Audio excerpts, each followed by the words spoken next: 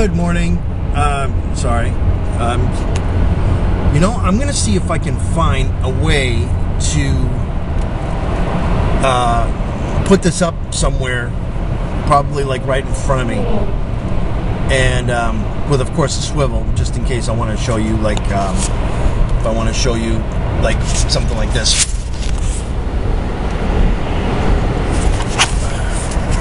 But in any case, good morning.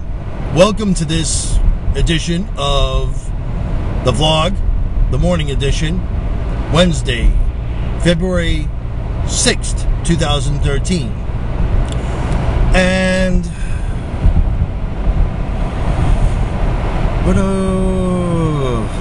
it's funny.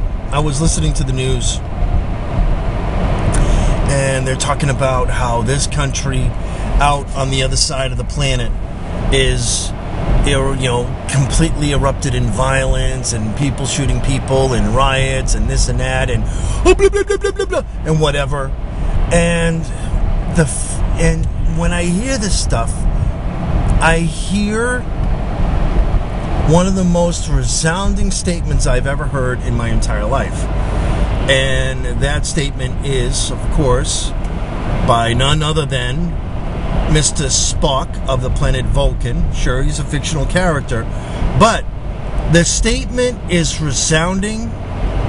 It is strong, and it's true. It's a fact. That statement that first came out in Star Trek II, The Wrath of Khan, back in the 1980s. The needs of the many outweigh the needs of the few, or the one. And if you take that statement, and if you apply it to the world,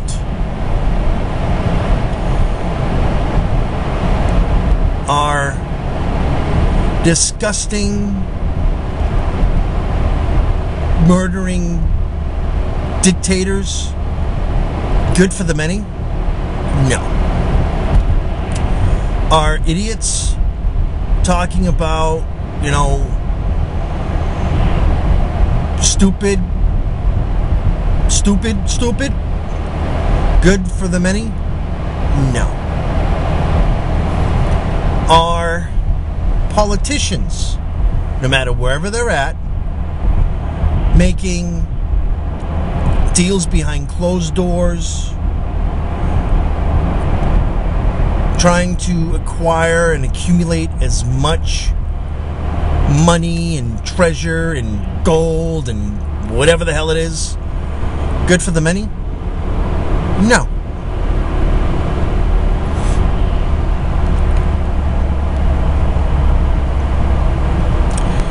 When applying that statement, I'm sure that a lot of people could probably say, well, that's a socialist statement. I'm like, well, not really, if you look at it from a matter of the betterment of humanity. Because if you look at the betterment of humanity, money, irrelevant. Acquisition, materials, irrelevant. It's the evolution. It's the structural integrity of the species that's important.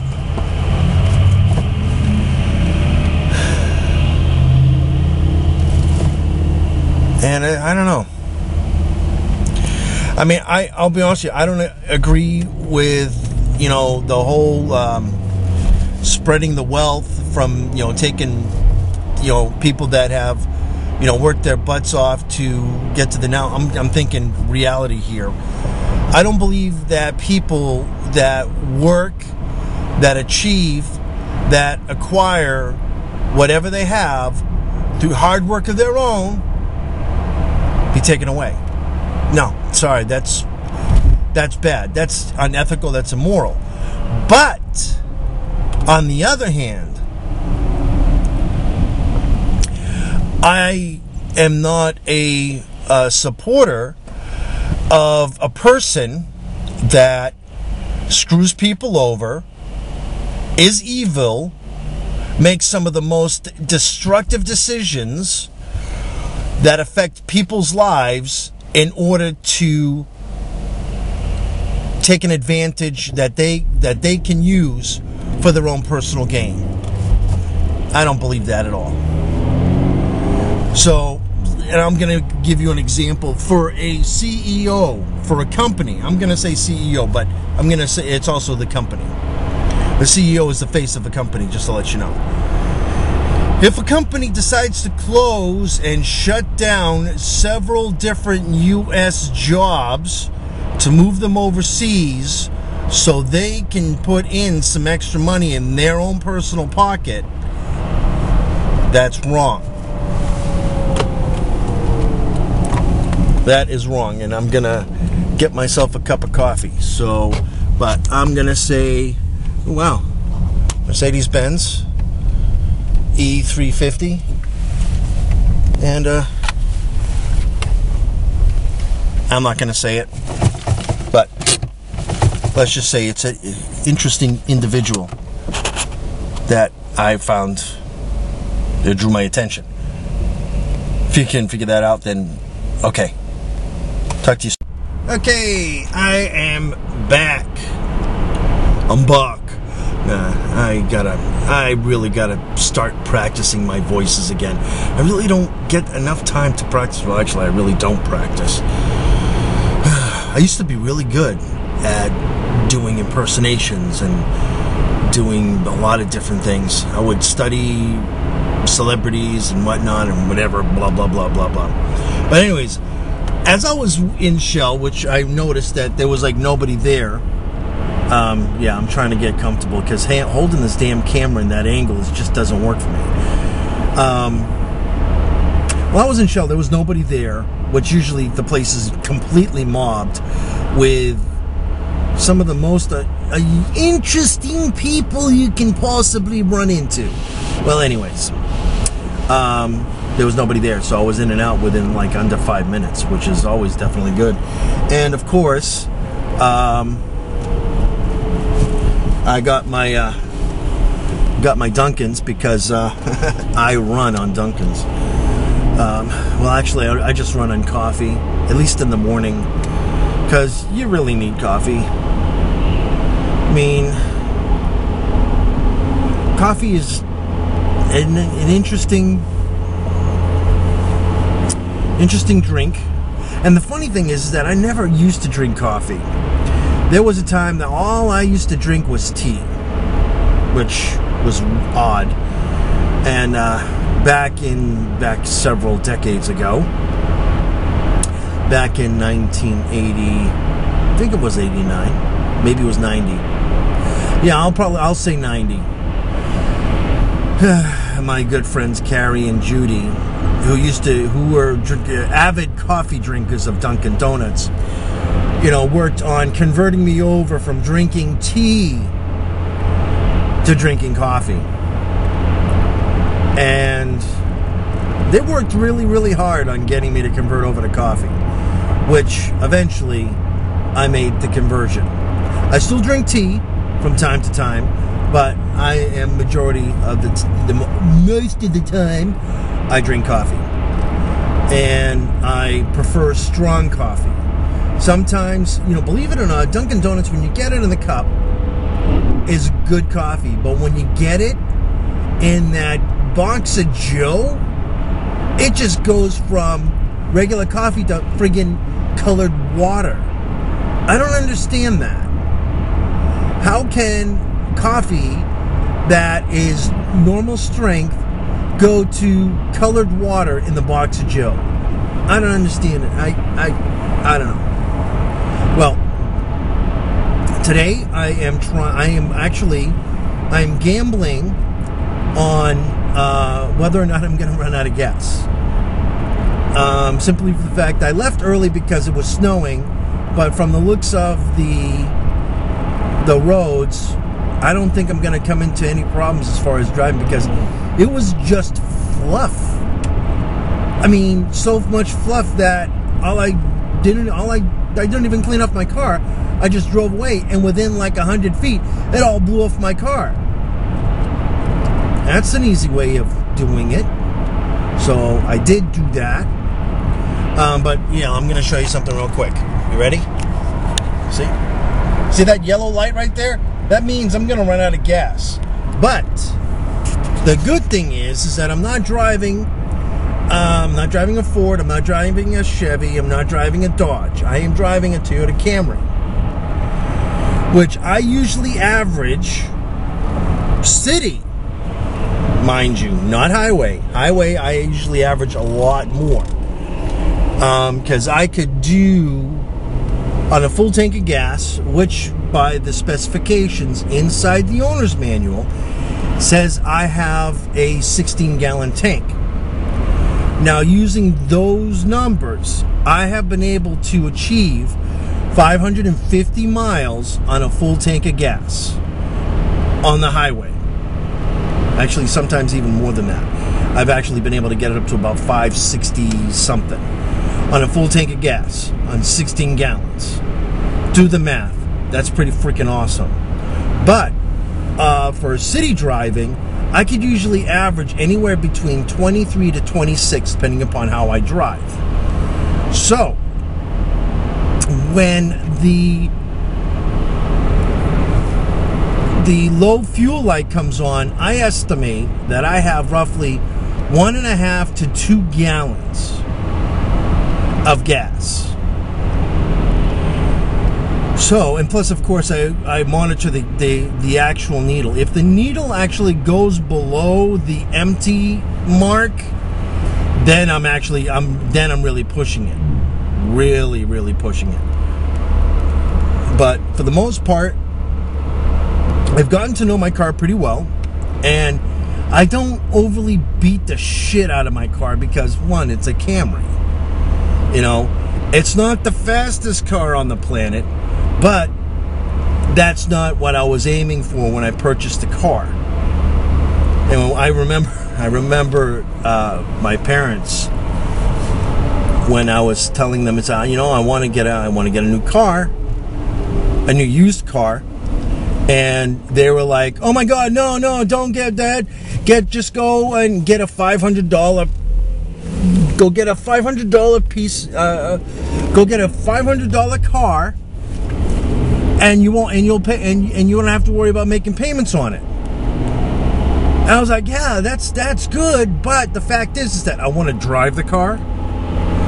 I also want to be able to drive without hiding or literally choking the shit out of the steering wheel, saying to myself, please don't die, please don't die, please don't die, please don't die.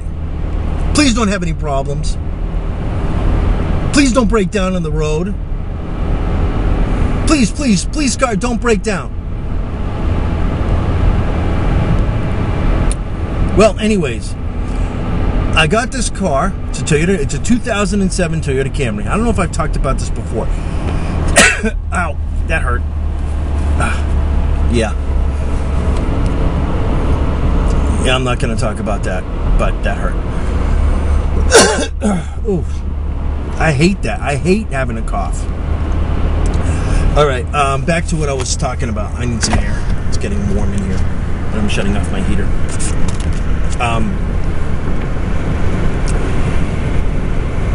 Where was I? Oh yeah, my car. Well, it was a 2000 Toyota Camry. Good car, good car. With a standard transmission, because there's no other transmission on the planet. I don't believe in automatics. Automatics are for people who can't drive. Sorry if you have an automatic. Just enjoy your car.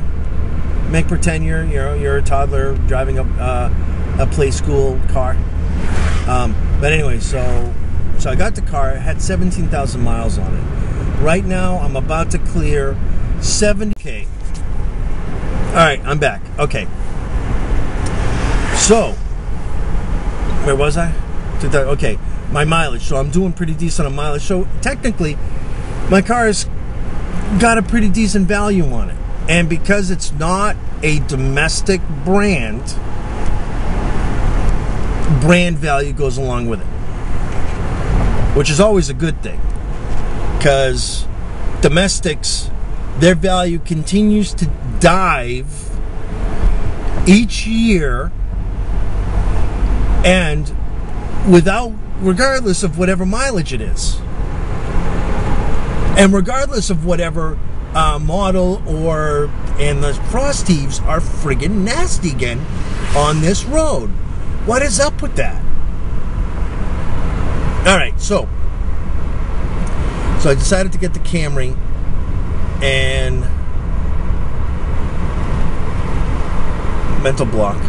So I got the Camry instead of buying a $500 piece of shit, because I didn't want the piece of shit dead most of the time. I wanted to be able to have dependable transportation. So I took the risk.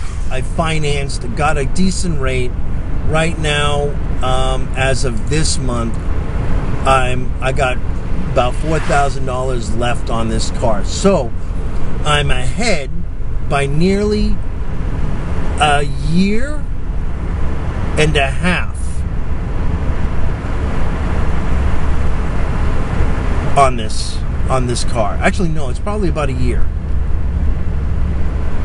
Yeah, about a year. I'm about a year away from completely paying off this car, which of course this car is going to get, I'm going to give it to, of course, the next child in line, which is, it's not Patrick, because Patrick has his own cars. He's actually independent, but it'll be going to Grace, because she's going to be coming up, and she'll be 16 in 3 years.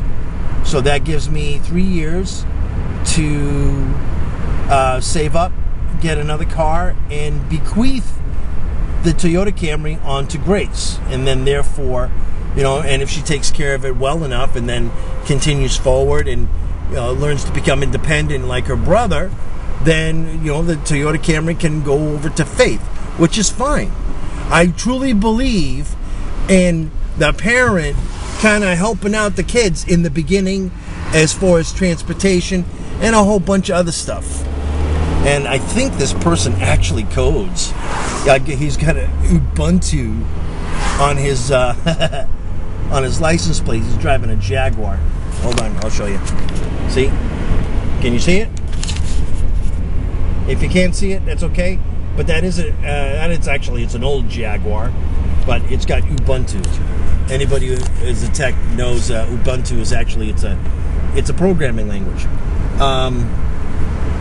Okay, moving on.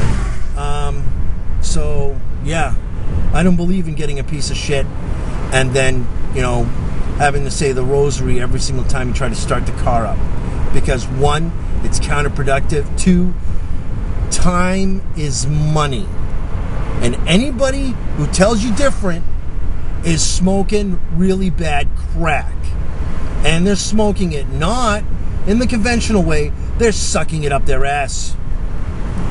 Time is money, and even though a lot of people that work minimum wage, their time is actually worth a hell of a lot more than $7.25.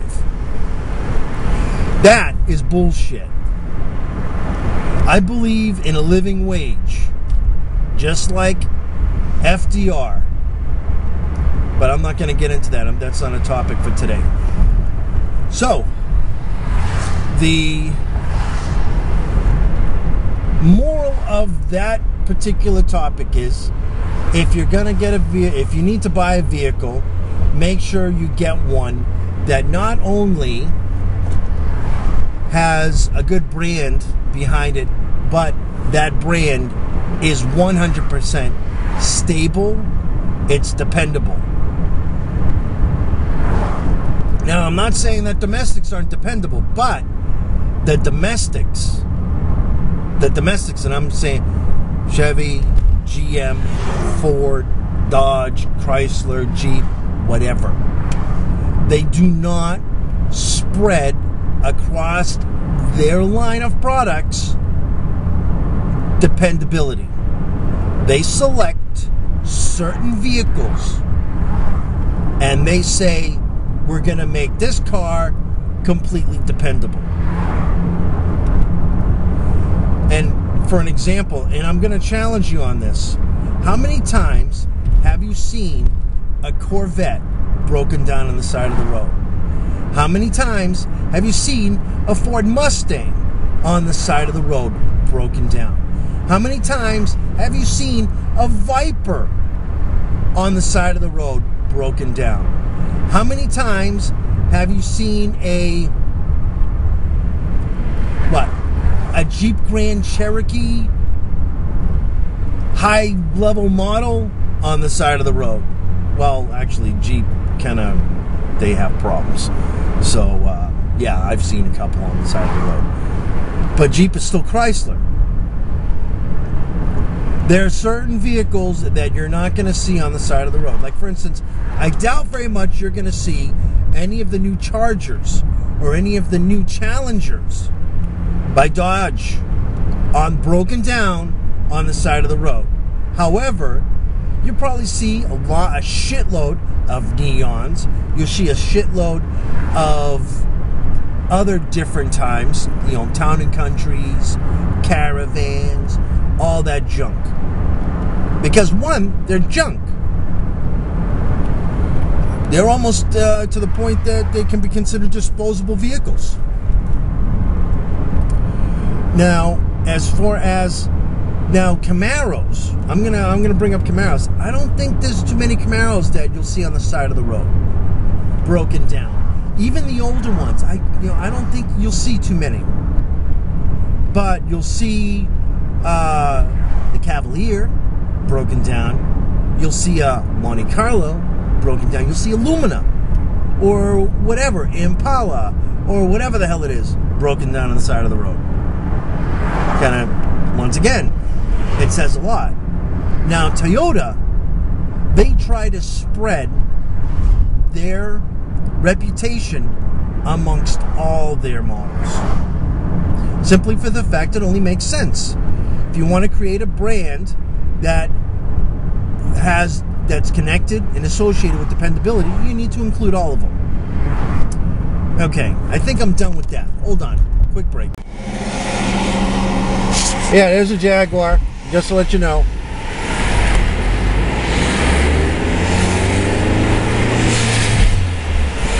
Alright, I'm done with my break, but I'm still in the process of driving at the same time. So, I am switching hands. I can do that. I am ambidextrous. And, shit, come on. I hate people that... this is probably one of the most freaking stupid-ass intersections. It goes from 2 lanes to 1 lane with both exit and entrance ramps almost on top of each other. Whoever came up with that engineering should be shot in the head. Twice. And yeah, I'm not really meaning that. I'm just saying that just to exemplify how stupid that engineer was. But anyways, if you're gonna buy a car, oh wow, it's a lady driving the Jaguar. I just noticed. Well, anyways, okay. So, if you're gonna buy a car, go with quality, go with dependability. Honda, Toyota, Nissan, they're all part of the same plan, the same group, and they take their job seriously. Unlike the domestics, they don't take their job seriously because, one, there's absolutely no artistic anything. I mean, take a look at their friggin' dashboards. It's so friggin' god ugly. It's disgusting. Their transmissions suck. I mean, shit. All right, moving on to engineering, roads, intersections. I mean, some of these engineers screwed in the head to think that they thought that was going to work. I mean, shit. You try driving through a goddamn section like that, and then see if you'll still engineer an intersection like that. You need to design intersections, one, that work. If it's going to be a one-lane thing, you don't go 2 lanes into one with an entrance and an exit ramp into a highway. It doesn't work. And you don't have entrance and exit ramps at the same point, because it doesn't work. So, yeah. There are some engineers that are absolutely horrible.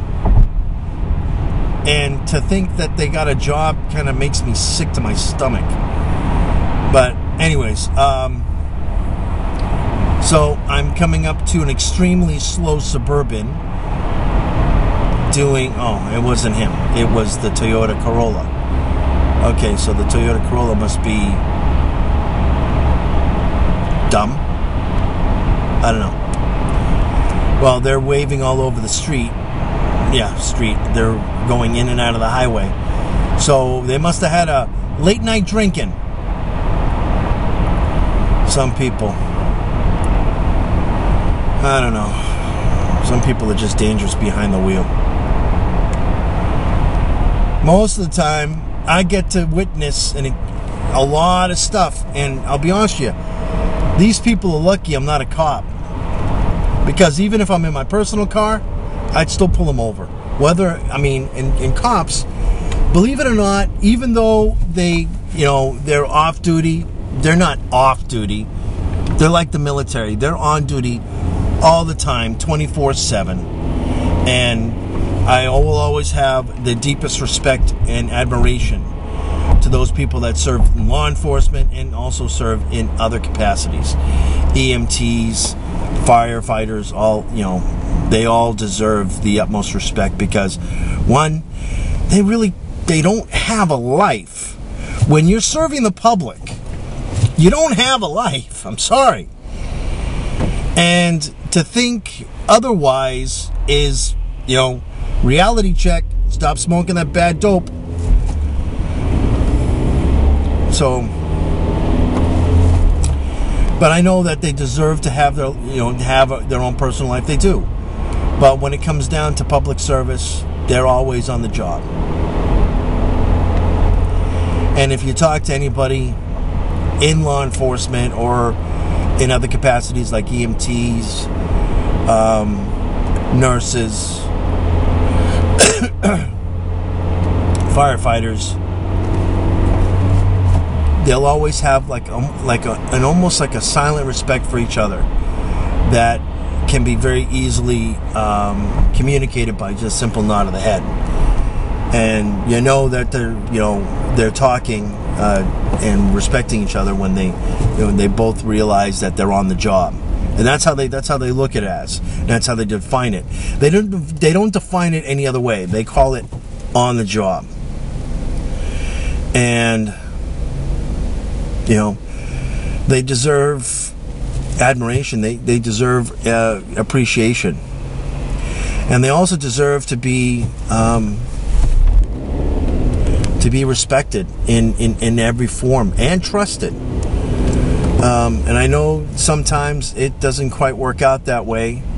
There's always going to be those situations where things happen and it's not the best, or somebody gets caught up in the wrong thing, and I know that. We're still humans on this planet here, but the fact is I am now in the middle of the intersection when it's going yellow. Oh, wow, a Nissan Maxima has broke down? Okay, I know I mentioned Nissan before. I'm sorry for that. You must not have been maintaining your car. Nissans never break down. And if they do, somebody's not taking care of it. And that's probably one of the main reasons why a lot of people, I'm doing 19, 18, goddamn, they got a speed limit trap on the damn thing. And the fact is that the moment somebody passes it, they go right back up to 45 miles an hour. Yeah. I mean, hello. Who wouldn't? It's a long-ass friggin' road. If you do 20 miles an hour, it'll take you 2 years to get to your friggin' job. So, I just wanted to say that. And I am now pulling up to the JOB. How come it's not blinking? Okay, 16, 15, whatever. Shut up. Okay, so, like I said, I'm pulling up to the JOB, and I think I'm actually going to get a good parking space. I'm actually going to pull up right over here in the center and park right here. But I'm going